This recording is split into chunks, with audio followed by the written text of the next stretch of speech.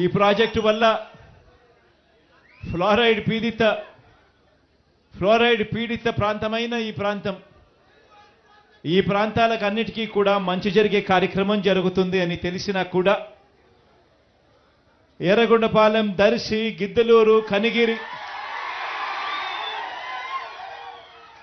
ఉదయగిరి, ఆత్మకూరు, బద్వేల్ ఇన్ని నియోజకవర్గాలకు కూడా మంచి జరుగుతుంది అని చెప్పి కూడా తెలిసి కూడా ఈ టనళ్లు పూర్తి చేయడంలో నత్తనడకన పనులు జరిగాయి గత చంద్రబాబు నాయుడు గారి తెలుగుదేశం పార్టీ హయాంలో. ఆశ్చర్యం కలిగించే విషయం ఏమిటి అంటే 2 టనళ్లు ఉన్నాయి. ఒక్కొక్కటి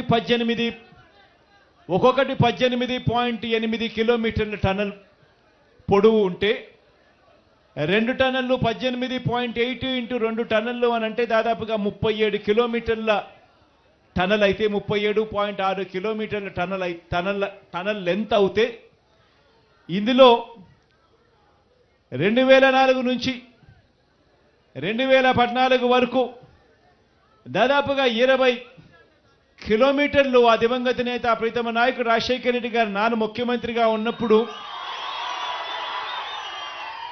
ఉరుకులు పరుగులు తీస్తూ టనల్ పూర్తి చేసే కార్యక్రమంలో యుద్ధ ప్రాతిపదికన అడుగులు పడితే 2014 నుంచి 19 వరకు చూస్తే కేవలం 6.6 కిలోమీటర్లు మాత్రమే టనల్ వర్క్స్ జరిగాయి.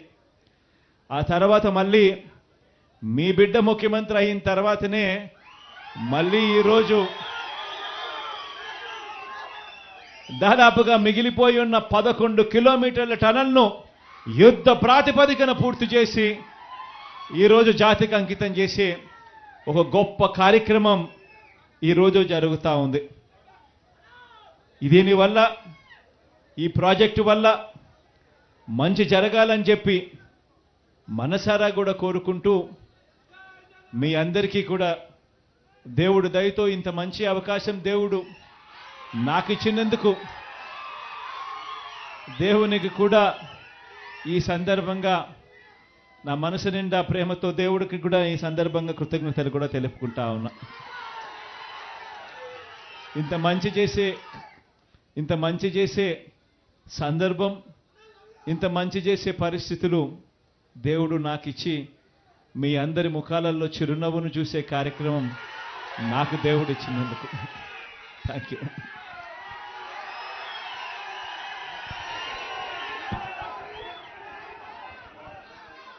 చంద్రాను చెప్పాల్సిన పని లేదు.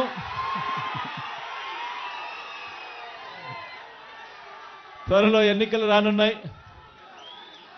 చంద్రాను అఖండమైన మెజారిటీతో గెలిపించవలసిందిగా ప్రార్థిస్తా ఉన్నా. అంటే భాస్కర్ కూడా ఉన్నాడు,